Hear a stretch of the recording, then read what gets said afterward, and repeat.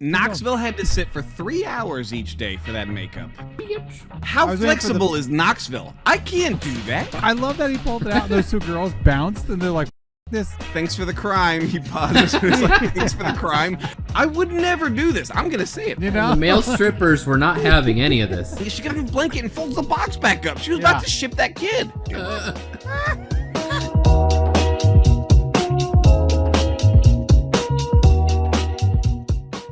An Oscar-nominated Jackass movie? What? This is The Binge, a show that merges the two greatest things this world has to offer, movies and booze. Each week we make our way through an entry of a franchise and get a little drunk along the way. This week, we continue the Jackass franchise with its one and only spinoff, Jackass Presents Bad Grandpa. Not to be confused with Dirty Grandpa, which came out 3 years later with Robert De Niro and Zac Efron. I'm your host, Joshua Ryan, and today I am drinking Manhattan.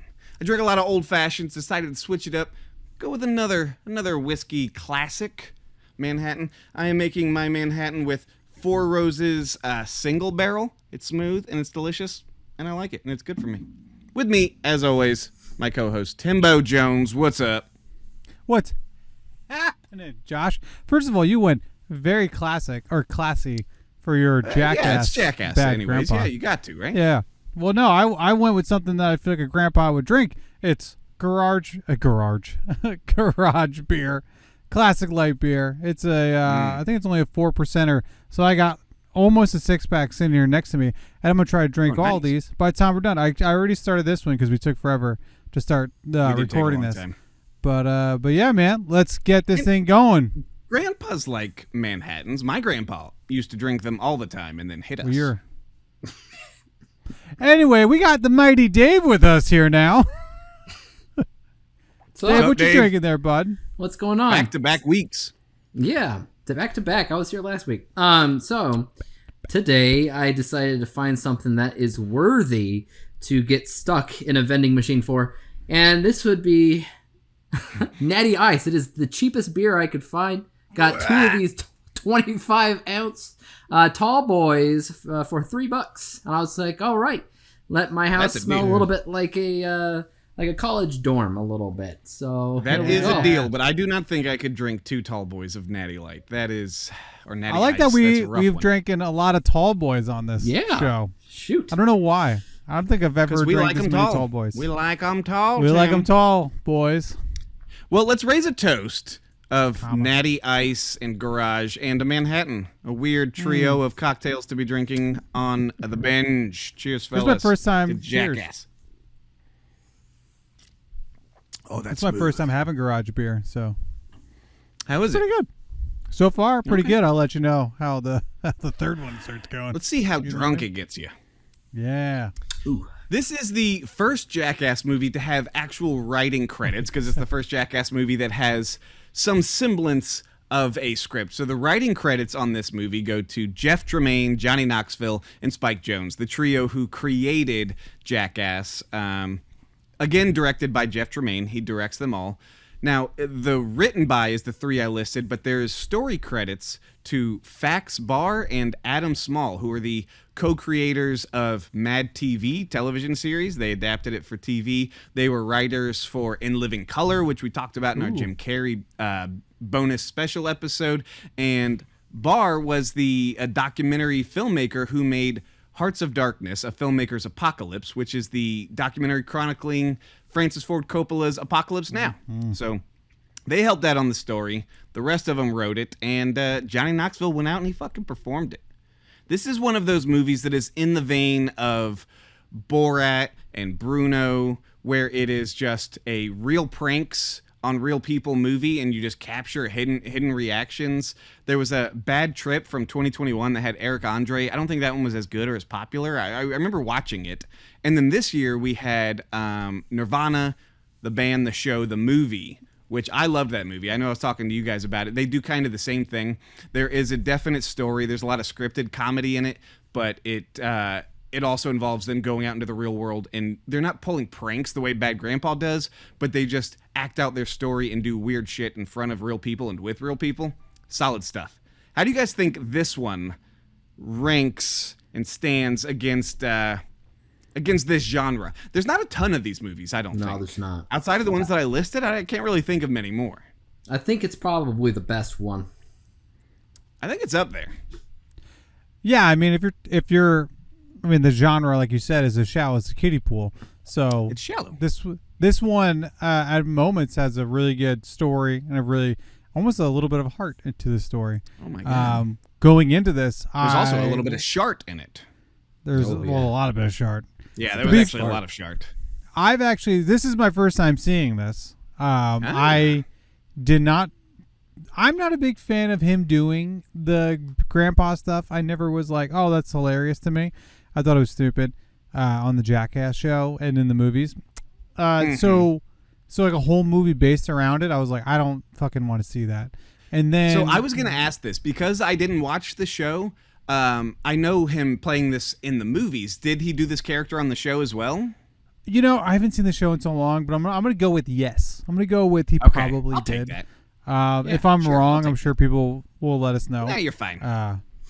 But with all that being said, even when, because we weren't, if you have been watching this, we said that we weren't going to do Bad Grandpa, and then someone suggested I forgot who suggested Adam. That's right. I wanted to say Adam that, on Jackass number 2.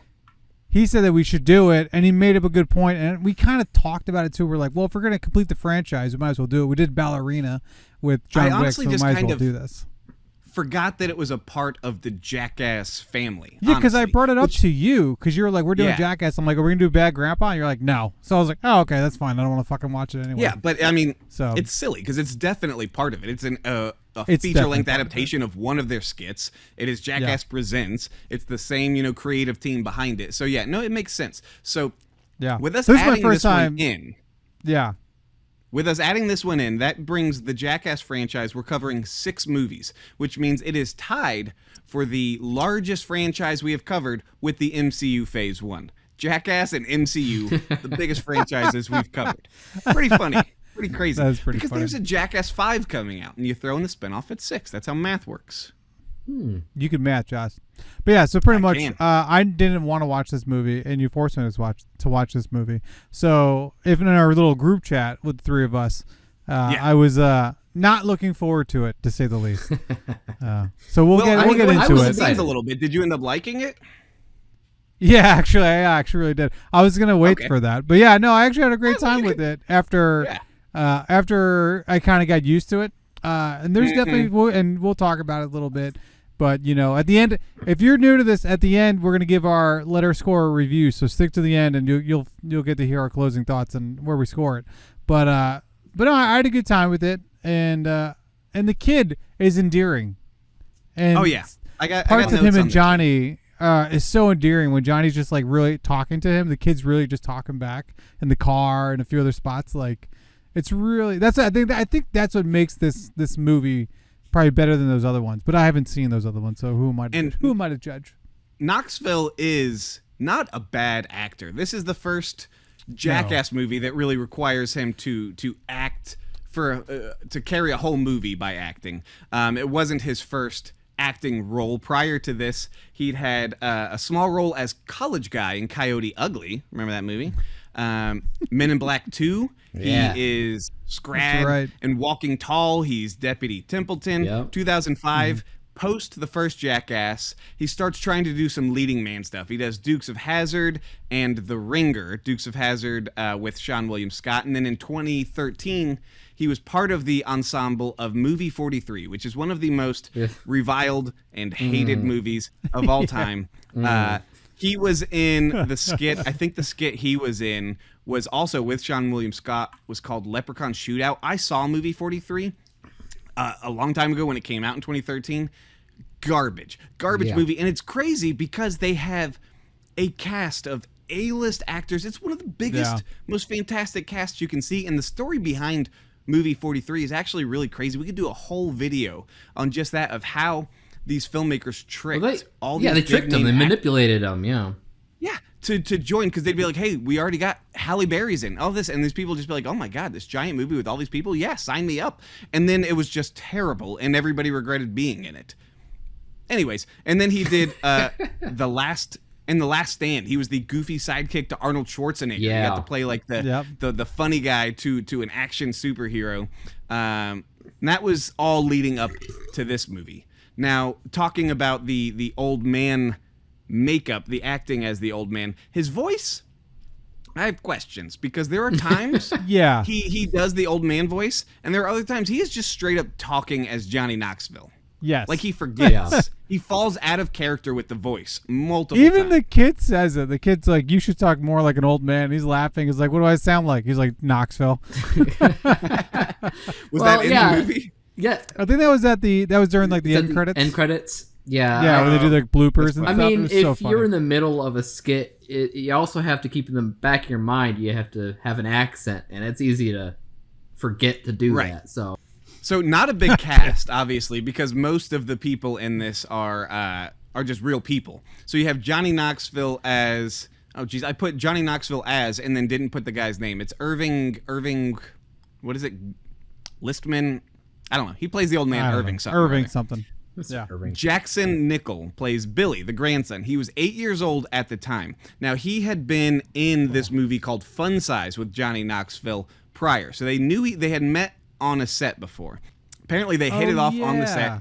Knoxville thought the kid was great. The kid would punch him in the nuts all the time. Thought it was hilarious on set of like Fun Size.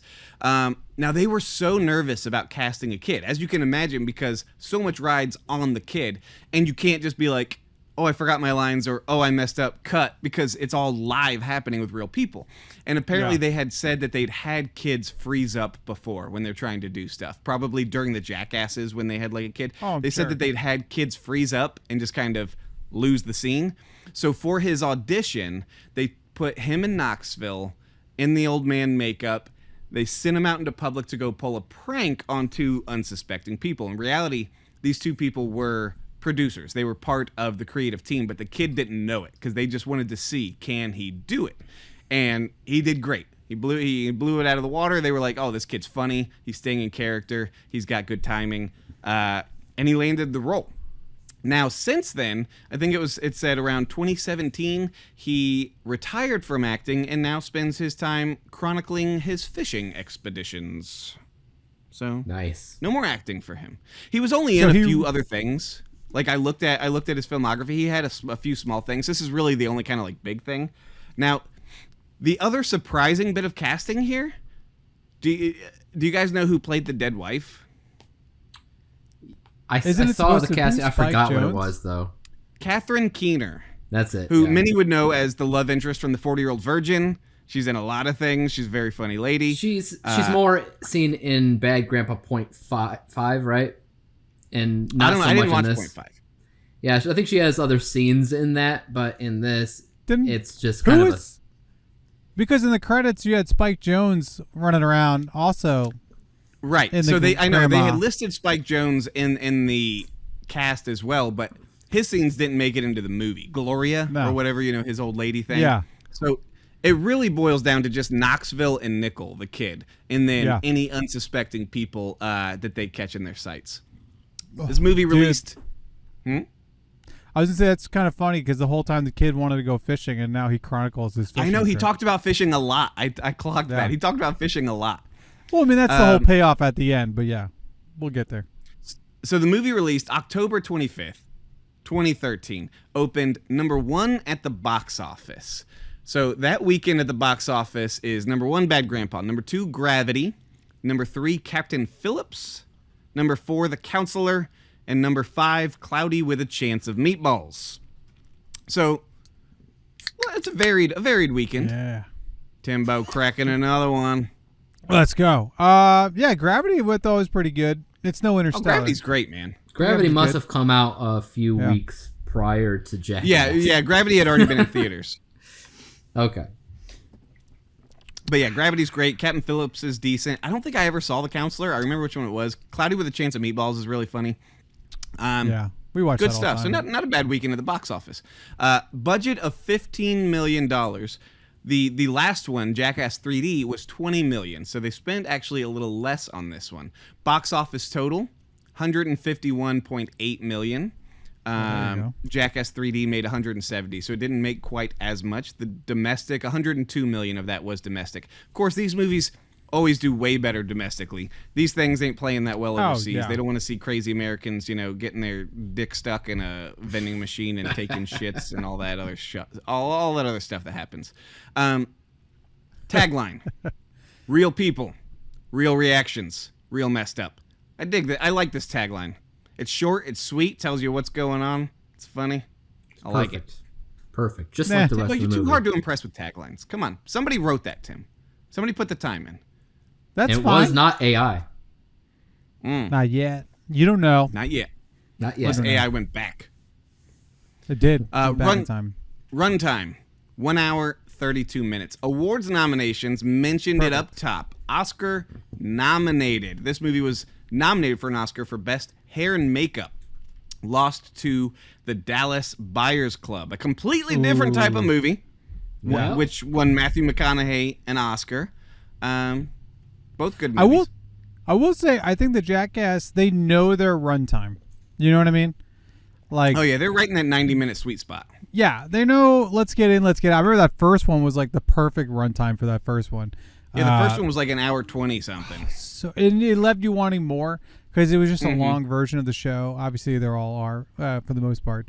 But I remember that first one. I was really at the end there. I was like, "Ooh, that was a perfect runtime," which is funny to talk about because these days, they're fucking 3 hours long. We don't need a 3 hour long movie. I don't give a shit. I do always feel like I could have taken a little bit more. Not in a bad way. Like, I'm happy with where I was. But it's so fun and so light and just so entertaining what crazy shit's going to happen next that I'm always ready for more. But that's the whole point. You want them leaving to wanting more. I can't talk, but it's fine. You get what I'm saying. So that's great. Other than Christopher Nolan, it's like just you don't need long run times. Like the Odyssey could be 5 days, and I'll still watch it. I'm so excited for the Odyssey. The Odyssey, they announced the runtime. I forget they what it is. did. It's less than Oppenheimer. It's less than Oppenheimer, so it's I don't know if it was 3 hours or 2 5 hours whatever. then, coming in right under Oppenheimer. I still haven't seen Oppenheimer. It's How good. dare you? But also Quentin Tarantino with the 70mm Roadshow for The Hateful Eight was awesome because they had an intermission. I love that old school style of viewing a film, not just making the film, but also viewing the film. I was like, oh, it's fucking dope. So Knoxville had to sit for 3 hours each day for that makeup. Wasn't good enough for an Oscar, but 3 hours, that's a long time. I know. I always wonder, what are you doing when you're just sitting there? I guess you got headphones in, maybe watching telly. Yeah, I mean you're scrolling on your phone. You're not like talking about the good old days. You're chatting. Some of the people are going through their lines. They're really working on their shit. Some people are taking naps in between, if they can. I'm getting hot. I gotta take off the sweater. I'll tell you right now, 3 hours. I would take 3 hours over some of this other shit. Like you look at Guardians of the Galaxy, or fucking feel bad for Jim Carrey in the Grinch outfit. The Grinch. Like when you're like, oh, my hair and makeup takes 8 hours, like a whole fucking work shift, and then I'm on set for 12. When you're you only get to act for a couple hours because you were getting your makeup and costume put on for the whole day, dude. Yeah, you're there at midnight to start by fucking 9. Like, Carrey had said he would come back for a sequel to The Grinch, but only if they CGI'd his Grinch. He didn't want to put the costume on. He wasn't going to go prosthetics. That'd be terrible. Well, nowadays it would be a lot quicker to put that on, I'm sure. I don't know. I think they're so used to doing CGI. I think that's what they're doing. They might do a little bit and do some blue stuff, but like it would be AI these days. Stop talking about AI. Yeah, you're a big fan of the AI. You love it. Bitch. I don't know what that even means. You guys want to talk about this movie? Yeah. Yes. The movie opens with an introduction of the kid. And he's sitting in like a waiting room. And right off the bat, they just want to let you know he got a shitty life, shitty parents. He's talking to the other guys, the other moms or ladies in the waiting room about how his mom is smoking crack, how she's going to jail. He's got to go stay with his dad. And he's nailing it. His deliveries, one thing I noticed, there's long pauses between his deliveries, which I have to think they have to have an earpiece but I couldn't see one. Right? That's what I was. Yeah, because in those moments, especially when he's walking around talking to the guy, being like, "Can you be my dad?" You're my dad. High five, Dad. I'm like, he has to have your earpiece in or earbud in because when Which you that's look not at a knock on him. I mean, that's what I would expect. I would not. I'm not upset with that because you look at like Impractical Jokers when they were doing their shit. Like they had fucking earbuds in that we couldn't see. So I'm like, you can't he just has to have one. Expect an 8-year-old to come up with it all himself. What are you supposed to say and what's going to be funny? You can't expect an adult to fucking do it sometimes. I can't do it. Well, we all know you can't do it, but that's we're not talking about you. I'm still just saying it. I'm agreeing with you. Oh, we agree with you. We need an AI Josh. The introduction to the grandpa, learning his wife is dead. He's all excited. The lady next to him is shook. These are our introductions. Are just quick little sitting in a waiting room, saying inappropriate things to strangers. And it really, I think, eases you into what the movie is. It doesn't go crazy, but it's just like these people have no idea that they're on camera in a movie. They think that this dude is so excited that his wife just died because now he can go put his schmeckle in somebody else and he's ready to go try and schmooze the ladies. A solid opening. I appreciate the easing us into it. Yeah, let's just get on with it. Let's just go. But from there, it jumps right to him fucking a vending machine. And he gets his dick stuck in it. Well, so it's because he couldn't find any business that's open, so he had no other choice than vending machine. That's so funny. Let's talk about that thing. I was waiting for him to hit on that lady. Hold on, I was waiting for him to hit on that lady right next to him. Because I don't think he did. I think he just alluded that he's going to get his dick wet. But I was waiting for him to be like, so what are you doing? But yes, he does go on a quest for love and couldn't find it and found it in all the wrong places. The stretch of the dick. It was like the tongue in Dumb and Dumber. Yeah. Like stuck to the ice. The stretch on it. And the people's reaction, just freaking out, laughing at this crazy old white man with his dick in a vending machine. They hit you with the 1 and 2. And he uses the coin slot, right? Is that what I'm assuming I don't know. It was the coin slot, yeah. Why? It probably was. It's like just never mind. Just the fact, because like when he did it, you know, you're looking and you're like, oh, he's just pretending. But then when he starts pulling back and you see it stretch, you're like, oh shit, that's fucking. Oh yeah, they don't pretend. They don't. No, you don't know. In the beginning, there's a couple moments. I don't know why where it's nobody's just, like, trying to help, like just to open the flap a little bit and be like, get out of there. Because that means touching the old man's ding dong. You're gonna. Hey, yeah, no, I'm we not help doing that. the elderly across the street. We also help the elderly's ding dong. Here's the thing: if he'll stick it in a coin slot, where else has he stuck it, Dave? Yeah, everywhere. How do you get the beans past the Frank? You know what I mean? No, you're calling the fire department, and they're gonna come and get the jaws of life. They get paid for that. That's why they go to fire school. That's our taxpayer dollars hard at work, right? Fair enough. So I'm switching it up because I don't want to sit here and make a Manhattan on. Oh, so that would have been awesome. Listen. I debated it. Oh, but it's too much work. It's not too much work if you ever have the pre-made stuff that you put in the cup first and then you just pour the bourbon. No, Josh is not a pre-made guy. Josh is old-fashioned. I'm just talking about. I'm the prima donna. I'm just talking about what's easy and quick.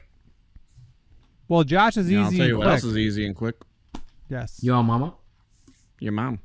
That's mean. You've said that now a few times. I'm insulted every time. Anyway, back on track. Funeral. So. Let's talk about this funeral. Because I have questions. I have questions. Answers. What's your question? All right.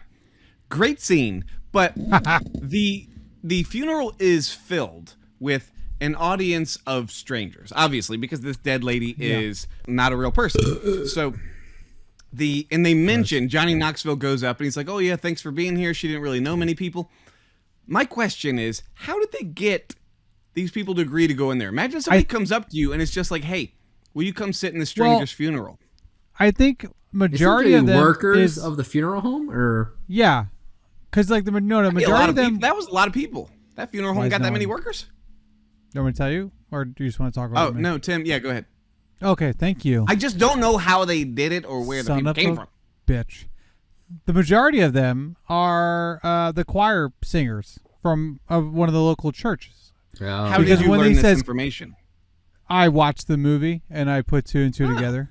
Paid attention. Because when he says to start singing, they all try to sing, but some of them are so like fucking like what is happening? Because they sang, you assume they're choir singers? That's what they said. And then the director started instructing them.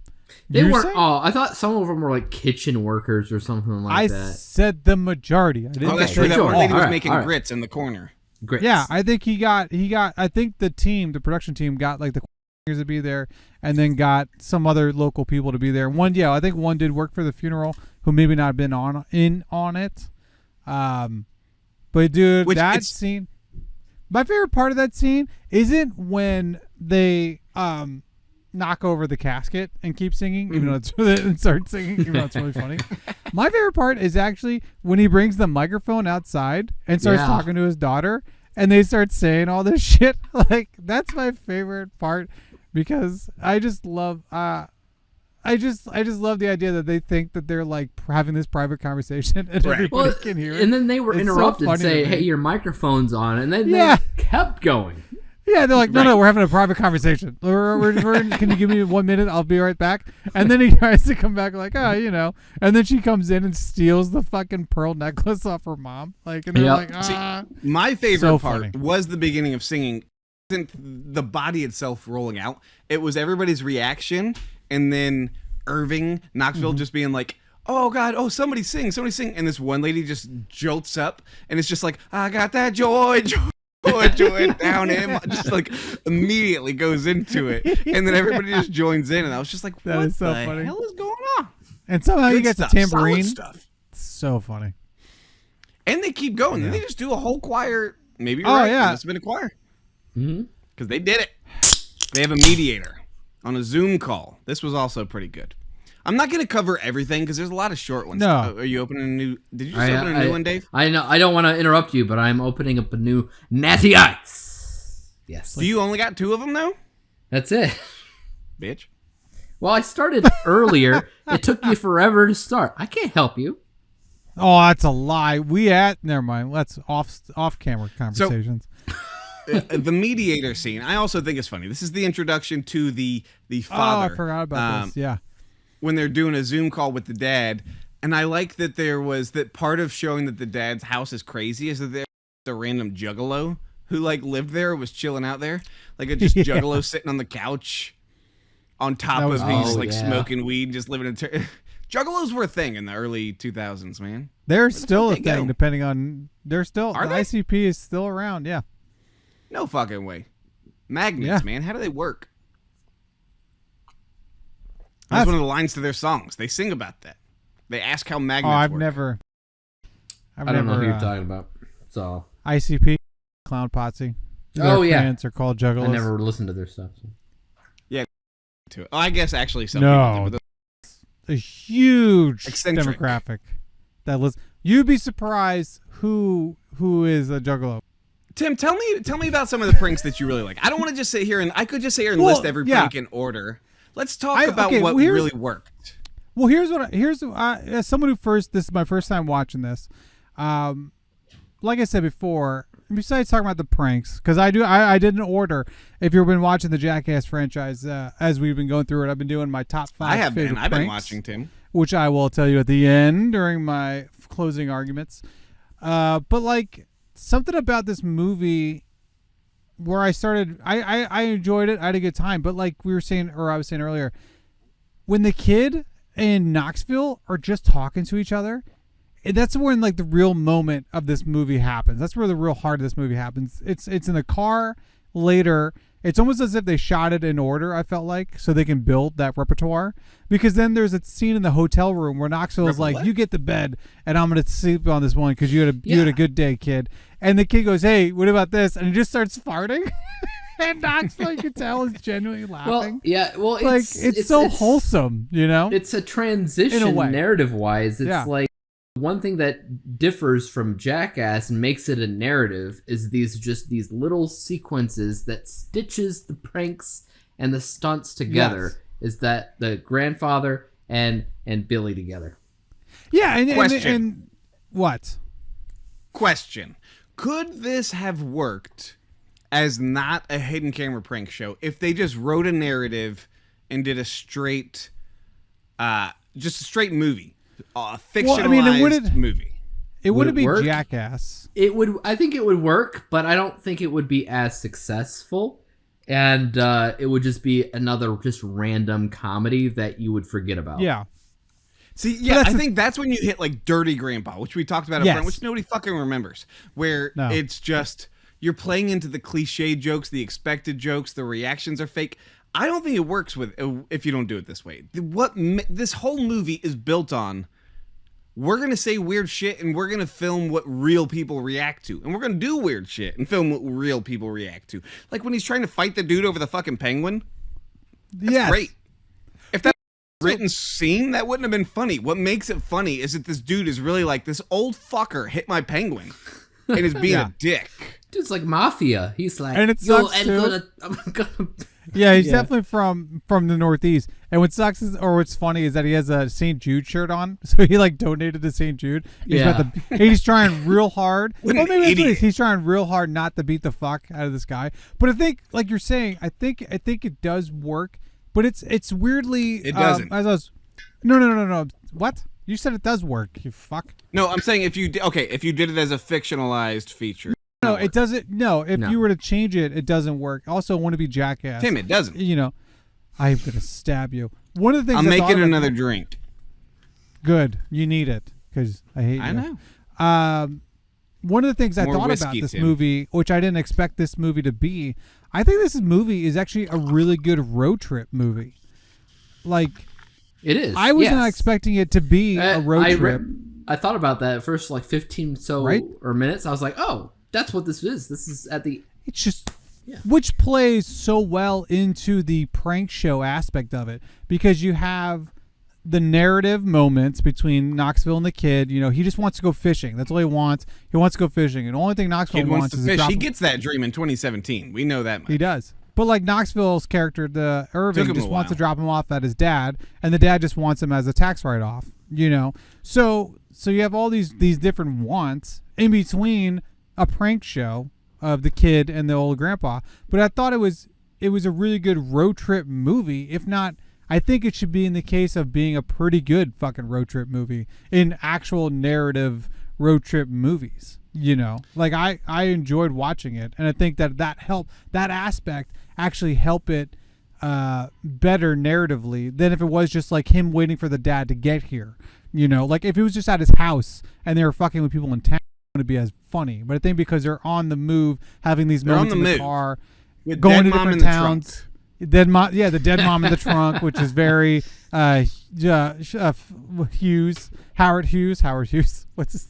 I mean, with a dead mom in the trunk, like National Lampoons. How much of that was right? How much of that was Catherine Keener? How much of that was a dummy? Okay, so you're saying that Catherine Keener actually played a character in extra scenes we didn't see? Yeah, absolutely. Okay. In 0.5, yeah. So then maybe I'm wrong. Maybe the dead body isn't her. I just read that she played that lady who was dead, and I was like, oh, that's so funny of her to just play a dead body the whole time. Yeah, I don't think that that's the case, though. I think in certain things... Okay, that changes things. I think, like, when they have the guys come over to the hotel and they wrap her up, it's got to be real because I feel like they would be able to pick up on it being... I can't believe that happened. A fake. Let's talk about that scene, because that scene's really funny. It's kind of a two-parter scene. So it starts with just trying to sell the stuff, like an estate sale. And the people are in there kind of like a garage sale. Oh, let's try it out. And Johnny Knoxville on the fucking bed when it starts folding him in half. That is one of, I think, that's in, I would say, one of the top 5 moments of the movie for me. That lady's reaction who pushed the button, being so shook. That lady almost had a fucking heart attack. She did. She thought she was killing the guy. Yeah. How flexible is Knoxville? I can't do that. That dude got folded in half over and over and over again. I'd rather be hit by the bull. Yeah, he had a stretch. I'd rather go through that bull glass. Yeah. And then I love that after it malfunctions and it almost kills him, he gets up and he's like, oh, you can have the bed for like 50 years. Like he says something like he still tries to sell it to her. She's like, I don't want that bed. I don't want that bed. What are you talking about? Great scene. So and that leads into the scene that you're talking about. The very next scene, they can't sell it, so he's going to quote unquote donate it. So you have these people show up. The prank is on the delivery people who are supposed to just be taking the bed. But when they get there, the dead mom, the dead wife, is in the bed. And really, he's just like, actually, I just need you to put her in my trunk. Nobody would respond if I just said that because nobody wants to come commit a crime. And he keeps saying this to them after they've done it. He just keeps telling them that they've done a crime. Dude. And this is also one of those scenes where you can tell the kid definitely has an earpiece because, like, when he's saying bye to them, he's like, bye. Thanks for the crime. He pauses and he's like, thanks for the crime, which I think is one of the best lines in the movie. Thanks for the crime. There's a white dude and a black dude, and the black dude is the most shook. He's like, hell nah with this, because Knoxville tries to do a prayer, and they're all holding hands, and he's like, bless these men who helped me commit a crime and help them get away with it. And that's when he's like, no, I'm good. I'm leaving. And he tries to walk away. The other guy's just like, do we need to take the bed? And he's like, no, I just wanted you to move my wife. And he's just like, okay, all right. You can tell he's uncomfortable. He's weirded out. But he's going along with it. The other dude's just like, hell. How are you supposed to respond to an elderly man? Exactly. Like, that's the thing. So many of these, you watch it and you're just like, I can't believe that they behave this way. How do you do that? But I think most people underestimate, if you're actually in that situation, your brain is on like fast forward, on overload, because you're just like, what is going on? How do I get out of this? There's a social awkwardness to it. People underestimate the pressures of like social awkwardness, and that'll make you fucking do shit you would not think you would ever do just because you're in a weird situation that you don't know how to handle.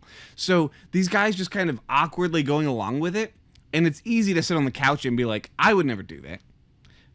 Another example, the mail ladies. I would never do this. I'm going to say it. I'm sitting here critiquing these people who say this. Oh my God, yeah. They're going to mail this fucking kid. The old white lady was legit, after she knew it was a kid, was going to mail that kid. Yeah, they closed the box. She tries to give him a blanket in the box. It's batteries. Yeah.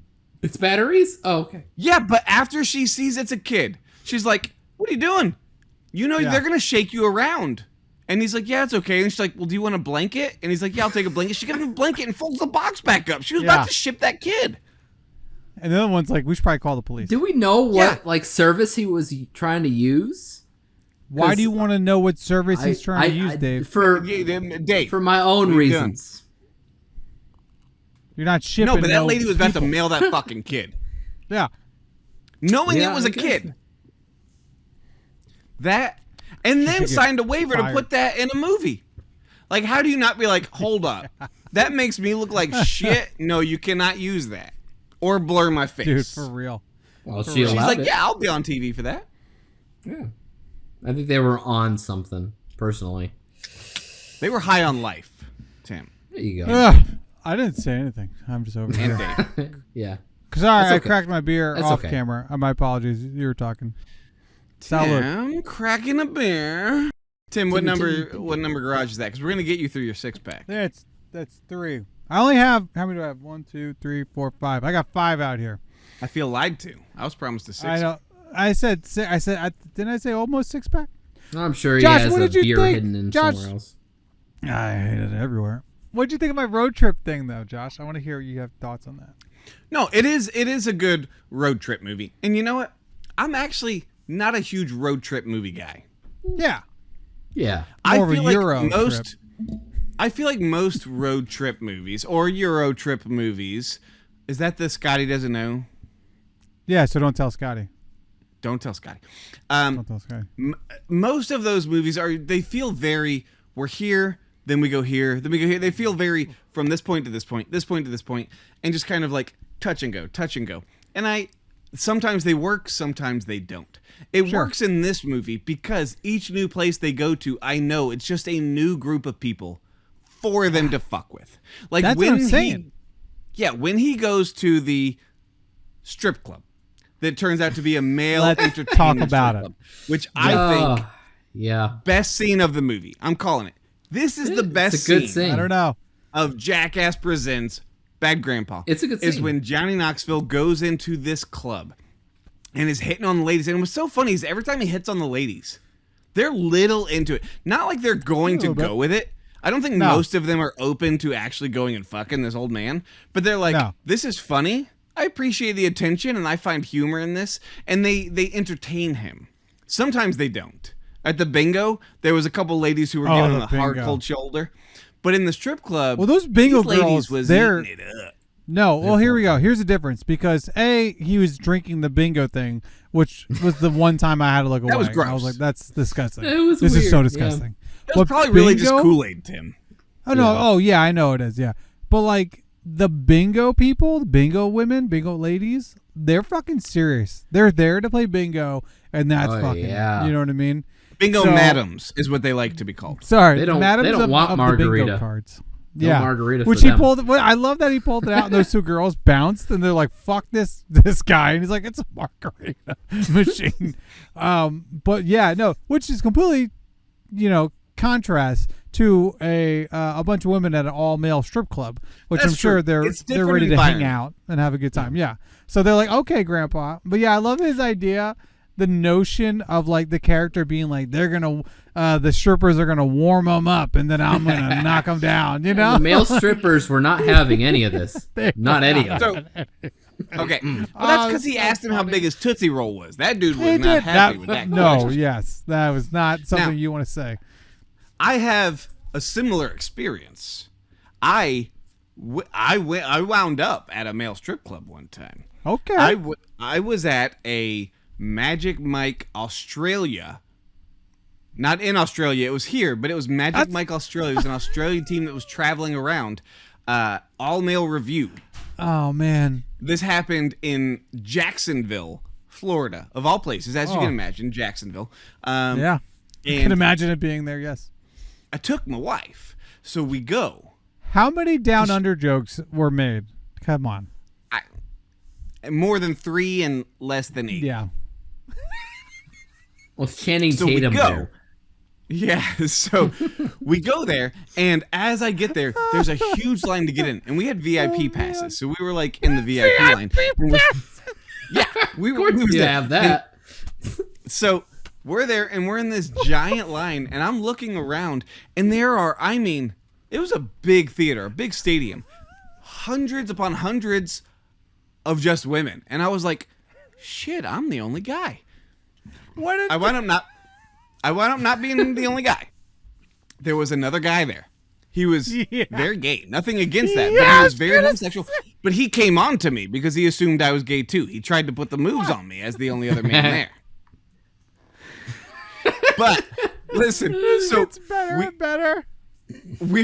we get in our seats and we're sitting there, and they're doing their dances. They're getting naked. They're helicoptering dicks, whatever they do, and every now and then they would come down Whatever to the they do. audience. Like he wasn't Whatever watching. they do.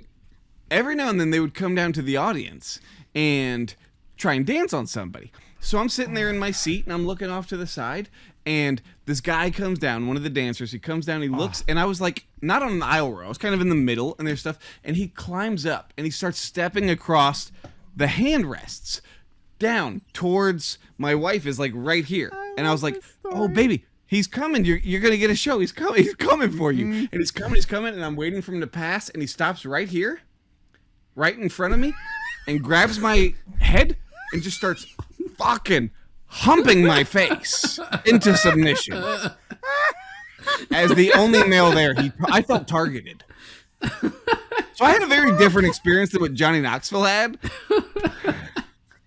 That's a true story. That happened to me.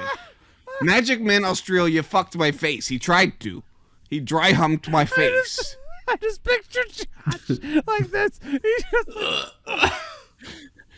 I know. Tell my wife, get ready. Get ready. He's coming for you. No, trying to Dave, get I don't the know. guy, You should keep trying to those get in. the guy a subtle hit like. I know. And then they would ask me. They'd be like, "Oh yeah, who are you?" Thinking I'm like her gay friend. And I'd be like, "Oh yeah, I'm her husband." And the dancers, and they'd be like, "You're her husband." Goddamn, How good on hard? you. How much? Was the and dick? How hard did your? Yeah, I guess I should have asked that one. I was gonna say, was your About wife medium. just laughing? Slight chub.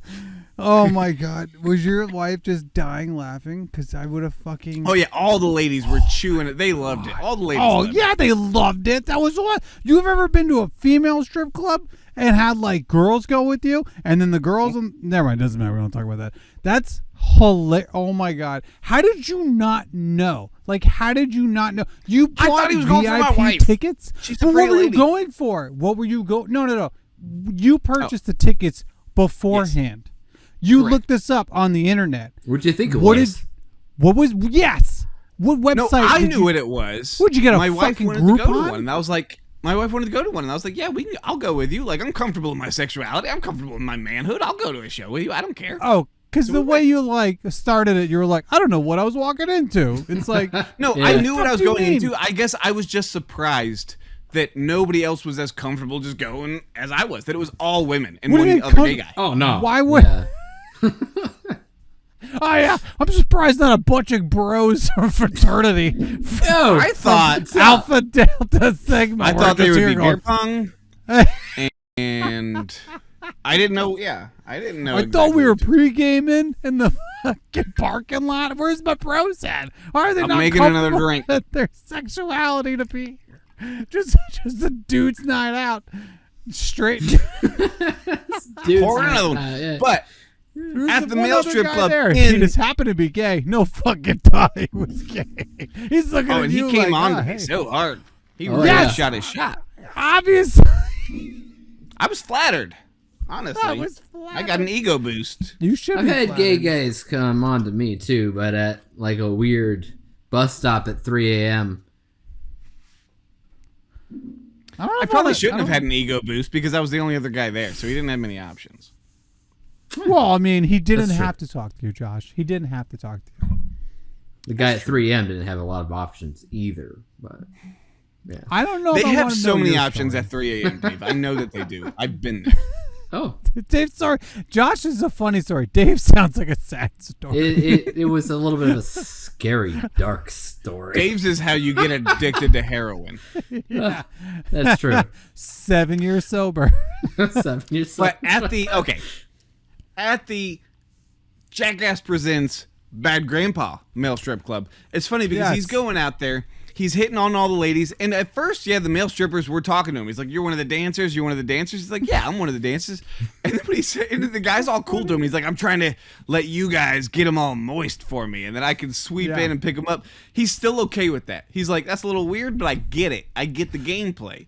Hey, So that's he's a like, great game plan. That's a great game yeah. plan. He's like, "Yeah, okay, man, okay." And then when Johnny Knoxville says, "I bet you got a big Tootsie Roll," that's when the guy's like, "Man, what the Yeah, fuck? no. Yeah, I don't I'm wanna say that. done. He's out." And what's funny yeah. is, I don't want to skip ahead, but the end credits, because as my wife was watching this, she asked me, she's like, "Do they tell them at the end that it's a movie?" And I was like, "Yeah, they have to. They all sign waivers. That's why Yeah, some people's yeah. faces are blurred, because those people didn't want to sign a waiver." So yeah, they do. And then at the end, you see it, because they got really pissed, and all the ladies got really weird because he starts dancing with his balls out. Knoxville as the old Well, man. let's not skip over that part. The thing that made this one of the funniest moments in this whole movie was that the one I think lady the funniest. I know what you think. I think the lady I really Knoxville- related to it. that one of the women that Knoxville was talking to, he was saying that he was going to get up there and dance, and she's like, "Well, go do it," And so he does, and he starts taking off his pants, and he's got the classic old man tighty whities, but they have the stretchy sack, the stretchy ball sack hanging out. Huge. So everyone's laughing that like first it's this white dude on the carpet dancing, and then all of a sudden they notice that his fucking old Then man shit wrinkly changes. balls, and now everyone's afraid. He's trying to dance up on people, and then he slap his ball in the one stripper's face, and he's jumping up. That's when you knew he became Knoxville again, because when he's jumping over the railing and chasing people, He had way too much energy for 80-year-old Irving. he started off as Irving, and then he became Knoxville. So I know. I thought of that. Did people not So think to funny. themselves? Not to say an 80-year-old couldn't, but that would be very unlikely. well, That- you're that not. You're I don't- gonna. That's one of those moments when you see him chasing people down. You're like, I'm not letting that old man slap me in the face with them balls. Yeah. You know what I mean? I don't know what's going So- on, but I want his balls away from me.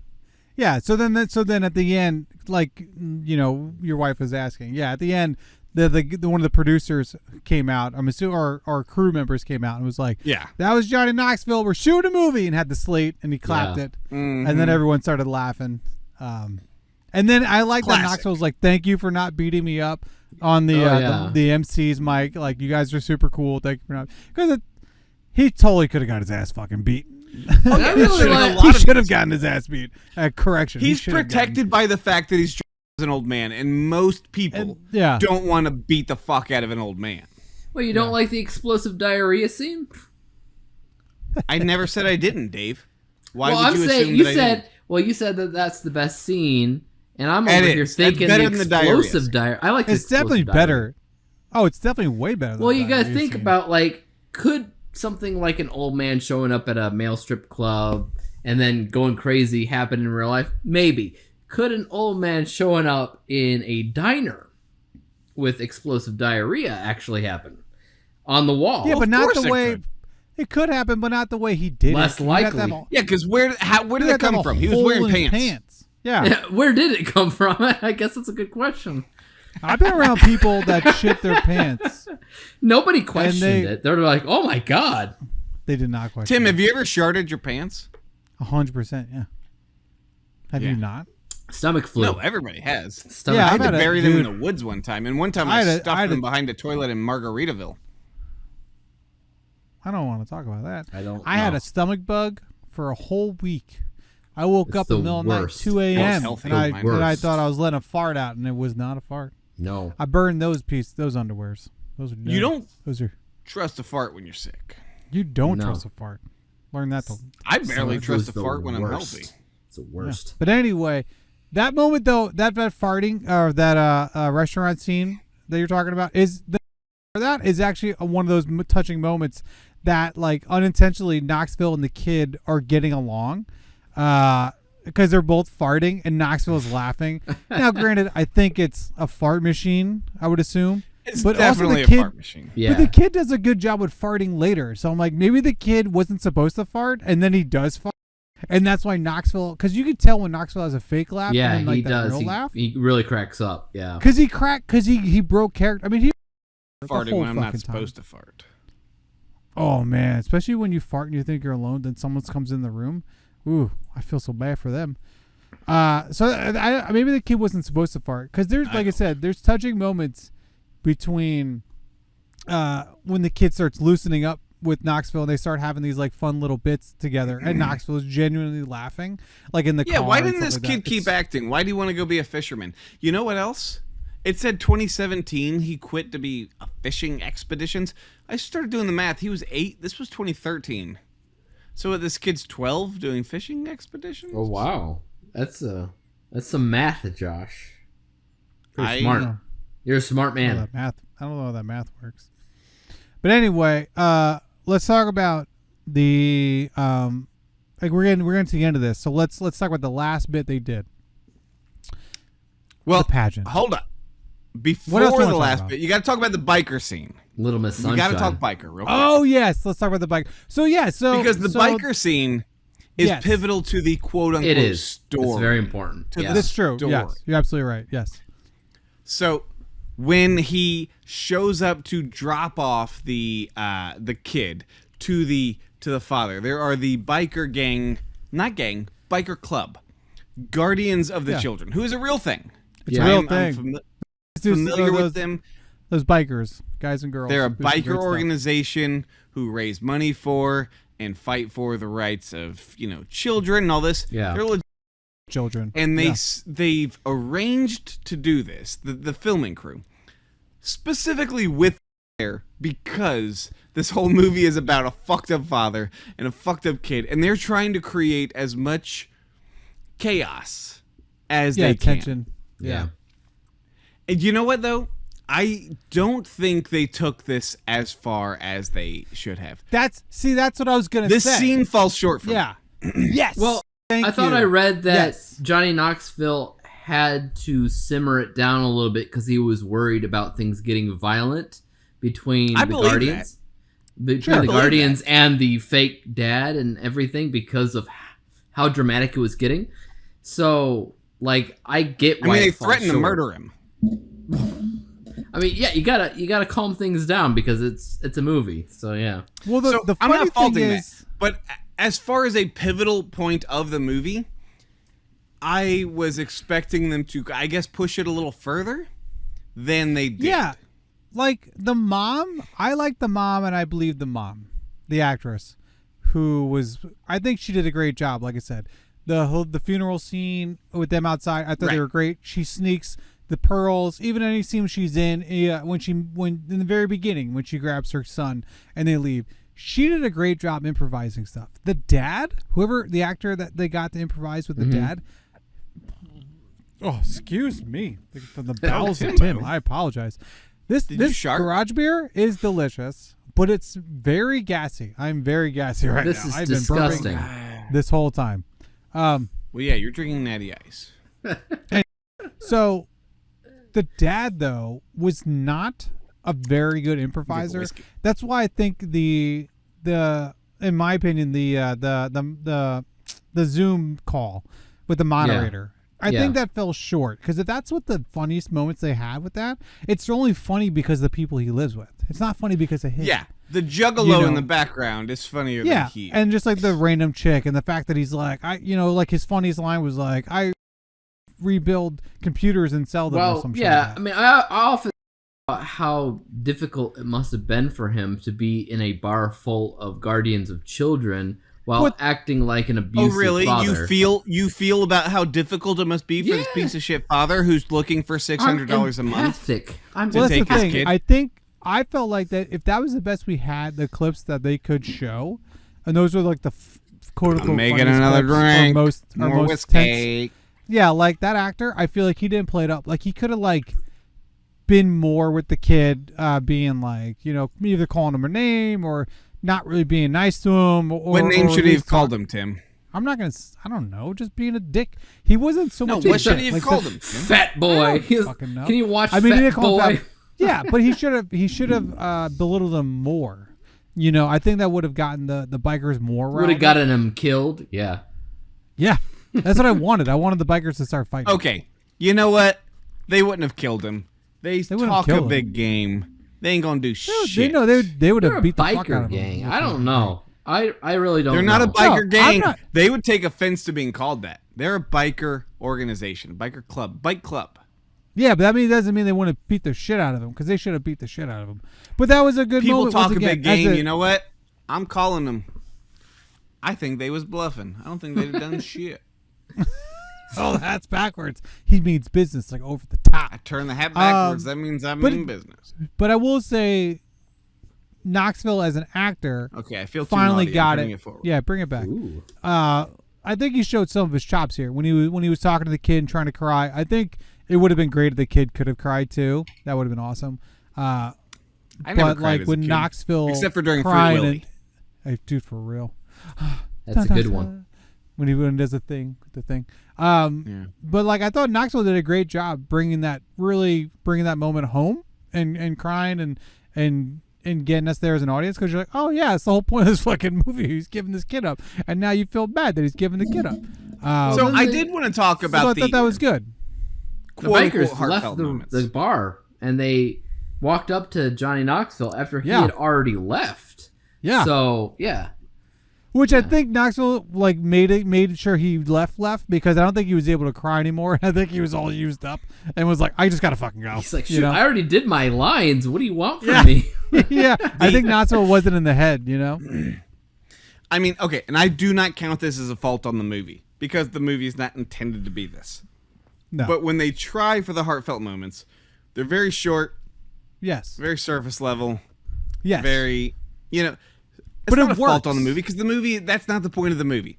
But it's like, they just are like, we have to sprinkle this in, which I get, and it works. Look, we sprinkle just a little bit of, well, I'm actually starting to like this kid kind of thing, and maybe I actually care about this kid. They sprinkle it just enough. This is actually, I'm lifting the movie up, because I think that they sprinkled it just enough and they didn't harp on it. They didn't actually try to make you like feel anything. They just wanted to be like, here's just a little bit of Salt Bae sprinkled, just so you know that the story is still going.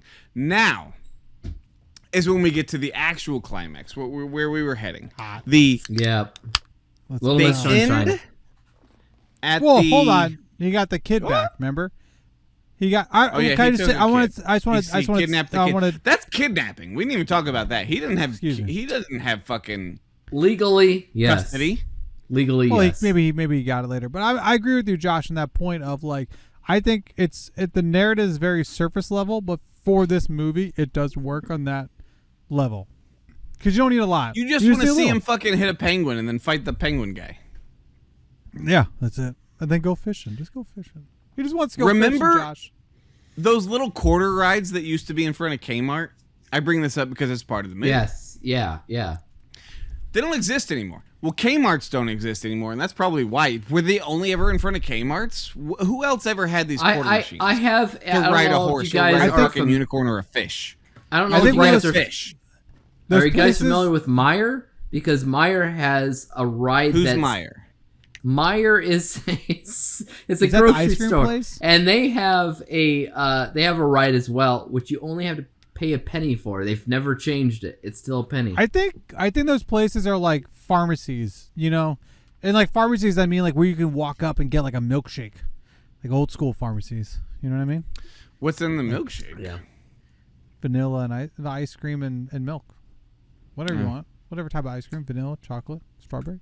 So he kidnaps the kid. Yes. Yeah. Well, takes him to a child pageant show, one of the dance mom type fucking cringy, creepy things. So and bad. Okay, here's the thing. With these dance mom creepy cringy things, I don't mean to take anything away from the kids. These kids are talented as fuck. They just shouldn't be doing this shit. I'm putting it out there. I'm going to say it's wrong. It's very wrong. But these kids, some of these kids, the fact you can see they have the stage presence and the know-it-all to do this and you know, position and pose and snap and do this. It's like they're talented. But you should not be fucking doing this on a stage and being judged and like twirling and dancing for fucking judges. It's weird. Yeah. The moms and the parents should be ashamed of themselves. The judges should be ashamed of themselves, and whoever puts it on, they should all be ashamed. That's well, every single one of them. At all that this was kind of at least inspired by Little Miss Sunshine a little towards the end. What was dance? Well, Moms it's a big definitely. Was this before Little Miss Sunshine? I feel like it's after. Exactly. So it can't be inspired by Little Miss Sunshine. Little Miss Sunshine's after. Little Miss Sunshine Little Miss Sunshine was first, 2006. Because I had this in the notes and I meant to look. Little Miss Sunshine is 2006. So Tim, have you seen Little Miss Sunshine? Yeah, I saw that one. It's such a good movie. So it is. It's a good movie. Movie Steve Carell, Greg Kinnear. Great movie. Abigail Breslin is the little young girl who is on her way. Yeah, Paul Dano. And Alan Arkin. Alan Arkin. Such a good So movie. Abigail Breslin gets into a beauty pageant. Last minute, someone gets disqualified. She makes it in.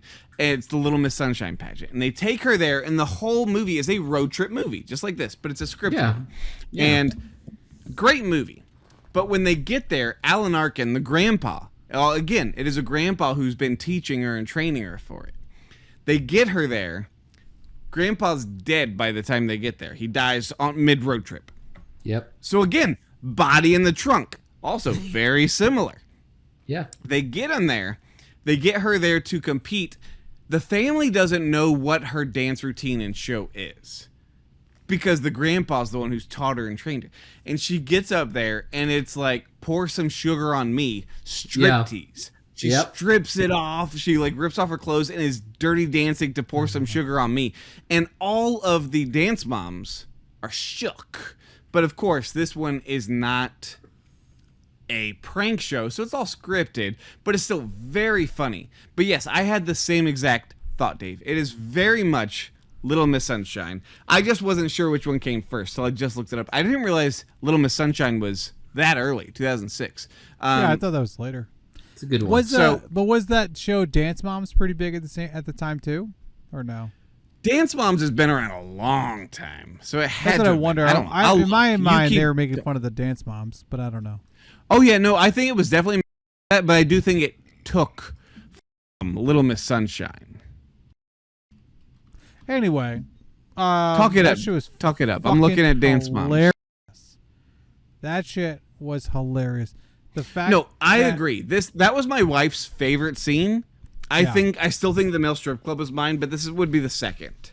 It was so fun. Yeah, and with Little Miss Sunshine, I think that was probably the first thing that I ever saw Paul Dano in, and what? Probably not Steve Carell, but like Steve Carell became one of my favorite actors because of Little Miss Sunshine, as well as a lot of the other stuff very he's good. done. So yeah, I immediately thought about that one when I watched this for obvious reasons. But here's the thing: they take it further. In Little Miss Sunshine, yeah, it's funny. She dances to Pour Some Sugar on Me and is dancing inappropriately. Here, this little boy dressed up as a little girl straight up starts stripping, rips off the clothes with a bra and everything, and then the grandpa, Irving Knoxville, goes up and starts making it rain with dollar bills on her. Oh my god! And yeah, there were so many cuts to the audience. The cuts to the judges' faces when they're just mouth agape, wide-eyed and shook, and then cuts to dance moms covering their children's eyes, like, "Oh, don't look at this." It was. You got your daughter parading up there. But they actually entered this Not kid. saying it's equivalent, but you're doing inappropriate shit too. It's all inappropriate. I don't like it. Yeah, they actually entered the kid. I attest into the pageant. So they spent several hours during this event, which I thought was ridiculous, but hilarious. Dude. It just adds to it. It's perfect. It's just so funny because it was perfect the way that they started off so wholesome. She was singing. He dressed up as the girl was singing. Yeah. Like a lollipop song. What was it? Yeah, some sort of sailor outfit, and like I vaguely remember that there was something at the end. So when I saw the poll, I was like, oh, it's right. There's like some stripper pole thing that's about to happen. As soon as I saw the poll, and what's funny is I watched the trailer after I watched it. I did see this movie when it first came out. I didn't see it in theaters, but I saw it when it first came out, and I didn't really remember anything about it. But as soon as me and my wife were watching it, and she came out, or he, again, came out and was dancing, and there was the pole coming out of the sail, I immediately said, it's going to be a striptease. That's a pole dancing. That's a stripper pole. Yeah, because then the fake sailboat flips over, the pole's there, he rips off to have like the, very adult bra and underwear and all that stuff underneath, and then starts doing the dance and grabbing the pole, and like then Knoxville with the money comes out, and then they're like, let's bail, and then they fucking bail. Yeah, what makes that whole scene is the reaction shots of all the parents and the judges and everybody who's just watching. A great ending. I think a great climax. That was the one scene I was laughing very hard because I was so awkward. So funny. I laughed a lot out loud during this movie. Yeah.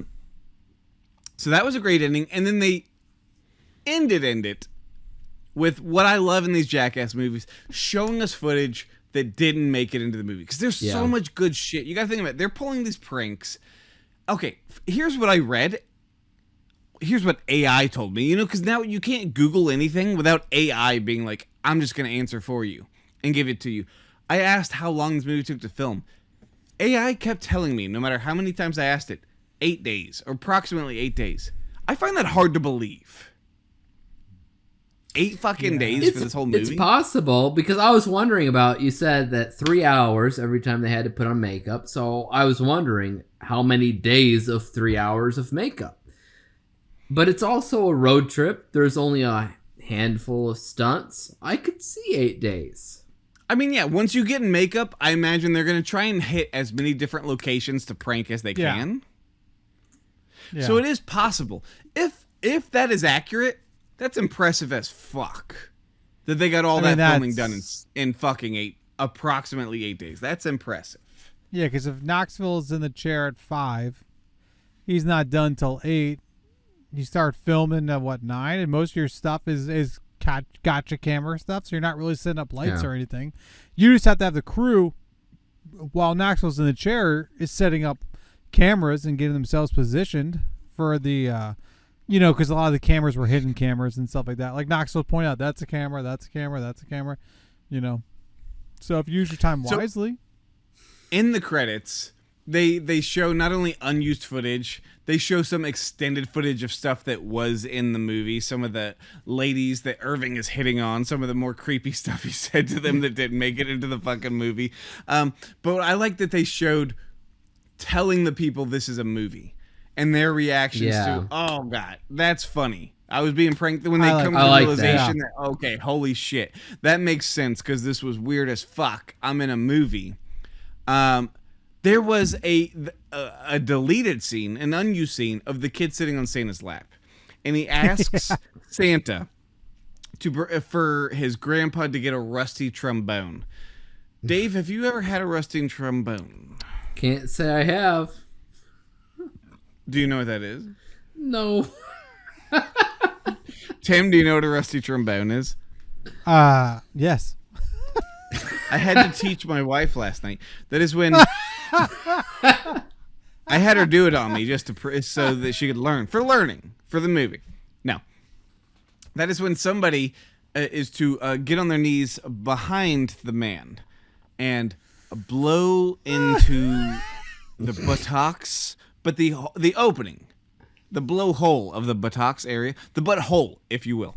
And at the same time, they are reaching around to perform a reach around. So they are playing a trombone, but it's a butthole, so it's rusty. They're playing a rusty trombone.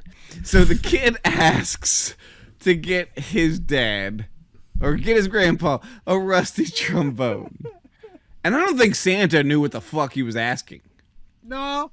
I think Santa did. I think Santa did. You do. You think Santa's had one?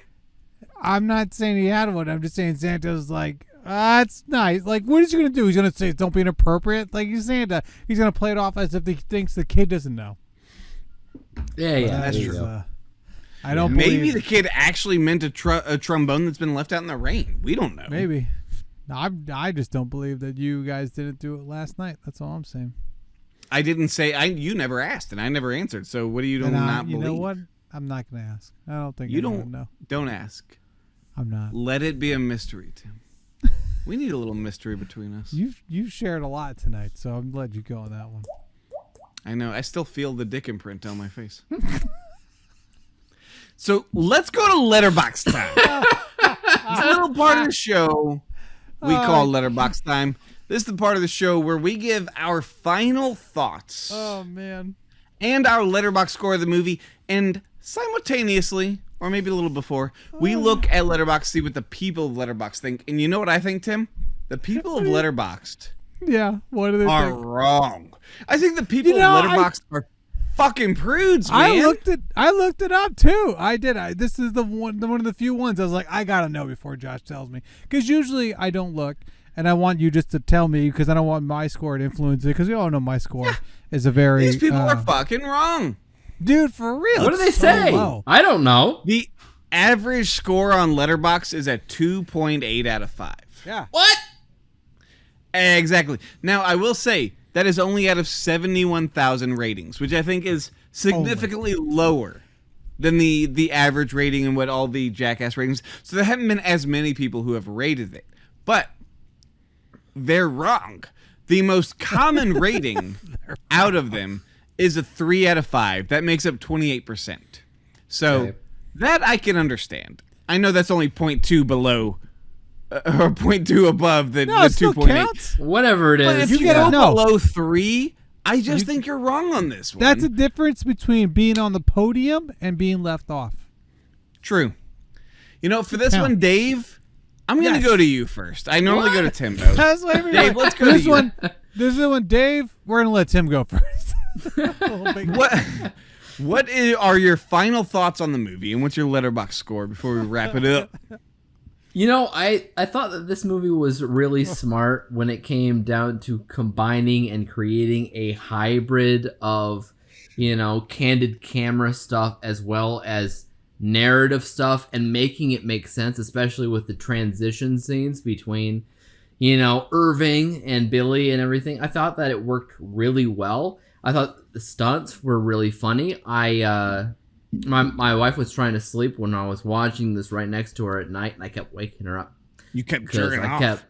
Because I kept laughing and everything. I thought that this movie was great, and you might think that I'm crazy for this, I don't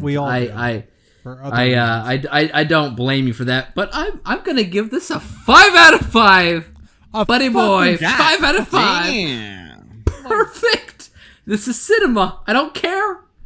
It's is that part of you, or is that part of your score breakdown that you have?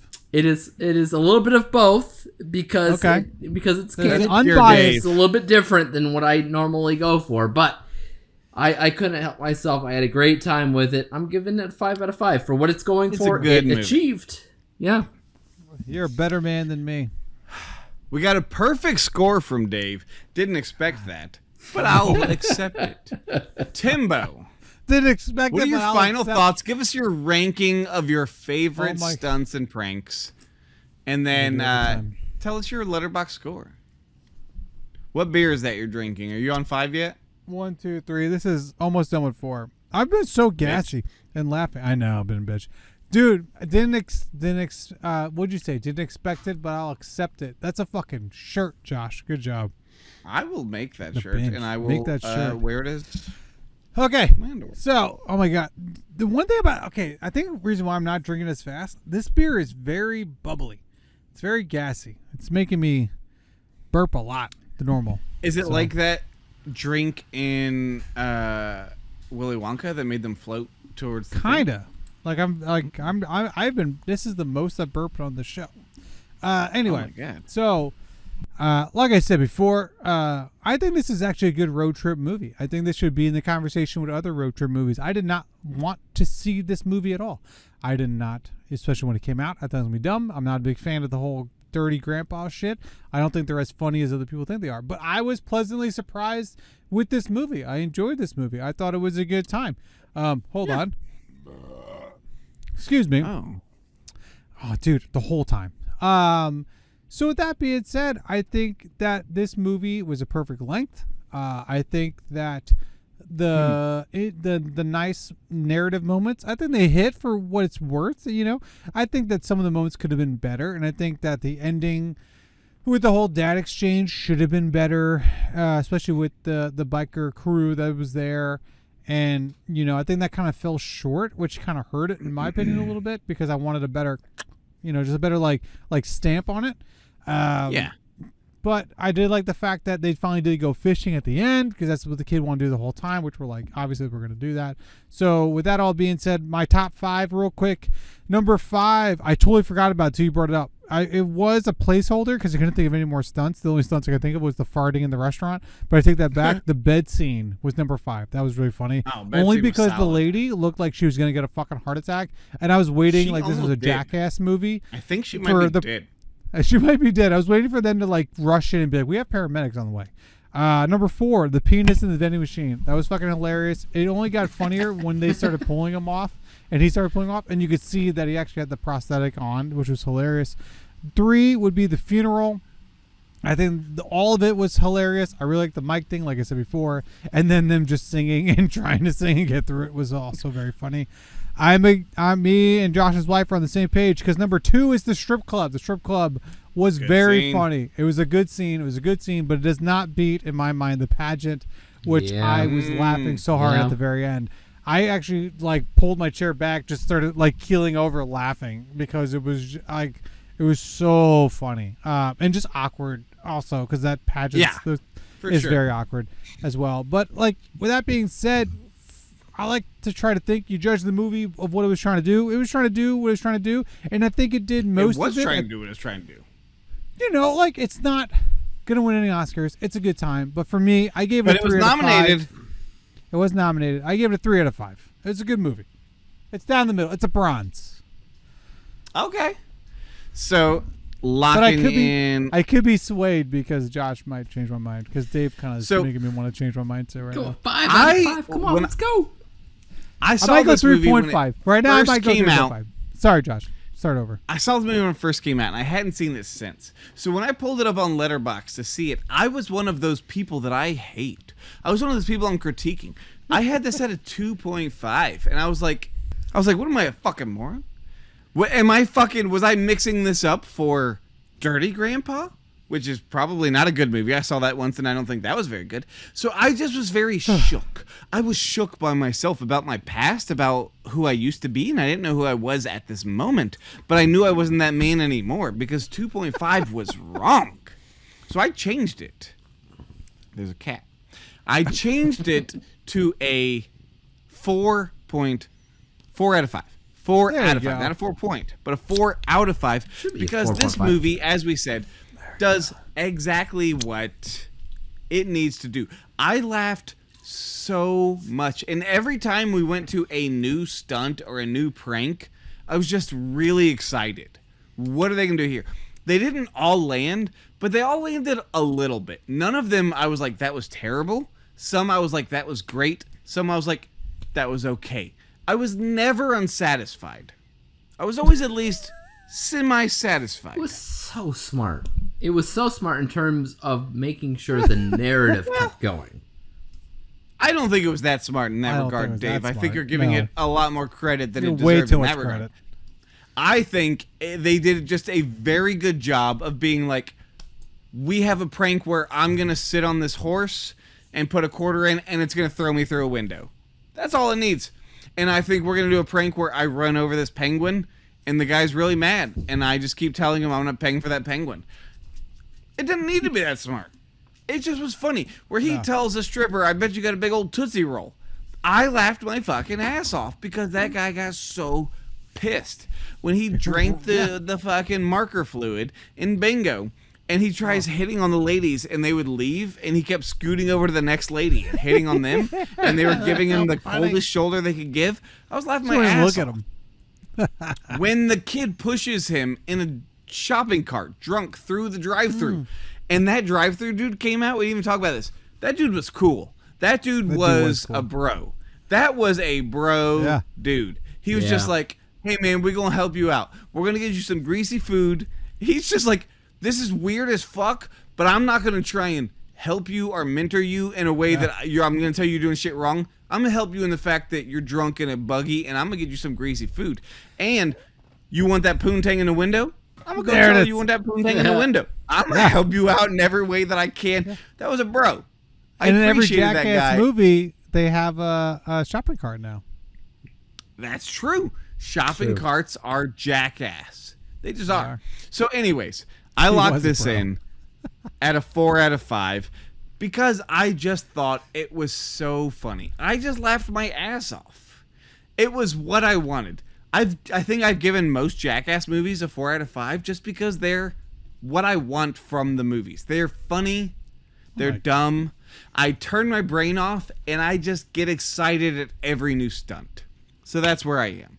4 out of 5. See, that's the funny thing. I think because for me, and that's why I'm not going to like just change my score like I used to, is because like I didn't laugh as much as you laughed. I think because once again, I'm not a huge.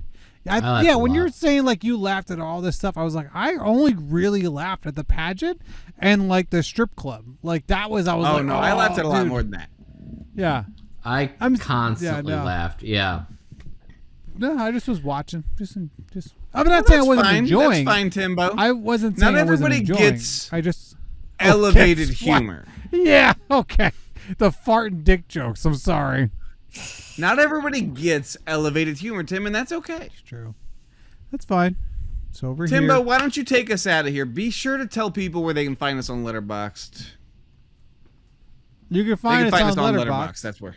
Okay, that's. I was like, was there someplace else? Ladies and gentlemen of the jury, I hope you heard our closing arguments, and you can decide what would you give this on Letterboxd, which is where you can find us out of 5 stars. I'm Timbo Jones. He's Joshua Ryan. Our special guest today is also our editor and producer Dave, otherwise known as the Mighty Dave, which you can find him at his stuff, which is called Dave. It's called Interpreting Everything. You can find that on YouTube. Yeah. Ooh, find on the YouTubes. Check them out. With that being said, thank you so much for hanging out with us. If you made it to the end of the episode, please comment, like, share, talk to us. We've had a couple comments on our shorts, but please comment on our long form. It's us talking back to you, and we also like to have a dialogue. I'll talk. A friendly dialogue is what I'll say. And if you did not agree with us, let us know. If you did, also let us know. And tell your friends. We are a growing podcast, and we would like to grow with you and keep doing. Oh, it's time for bed. My bedtime alarm clock's going off. And so if you enjoyed it, please share it out there and let the people know. We have a few things coming up. Next week should be Jackass Forever. So if you're excited for that, please stay tuned to next. Please check, if this is the first one you're seeing, please check out Jackasses 1, 2, and 3. And there's a lot of Jackasses. There's a lot of Jackasses going on. And check out the other parts, other videos in our catalog. Thank you so much. Have a great night. Josh, what do you have to say? I'll catch you on that flippity flop.